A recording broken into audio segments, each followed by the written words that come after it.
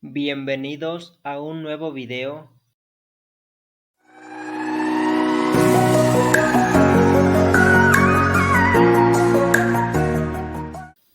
El primer comando que vamos a escribir nos sirve para ver el nombre de la red Wi-Fi a la que estamos conectados.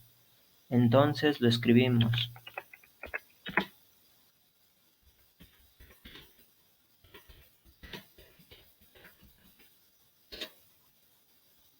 Como podemos apreciar, donde dice perfil de todos los usuarios me aparece el nombre de mi red. Ahora vamos a escribir el siguiente comando para que me dé la clave. Para eso escribimos lo mismo que en el primer comando y le agregamos lo siguiente.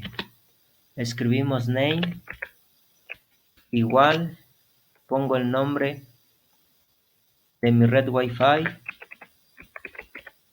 Mercusis-57, espacio, escribimos key, escribimos igual y clear.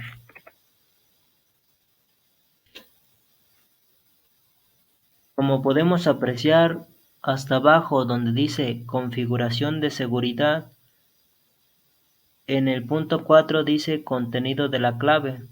Esa sería mi contraseña. Ahora vamos al segundo método. Para este segundo método, lo que vamos a hacer es dirigirnos acá donde está la señal del Wi-Fi. Vamos a dar clic derecho y donde dice abrir centro de redes y recursos compartidos le damos. Que se nos abra, vamos a ir acá al nombre de la red Wi-Fi donde dice conexiones. Después vamos donde dice propiedades inalámbricas. Le damos donde dice seguridad.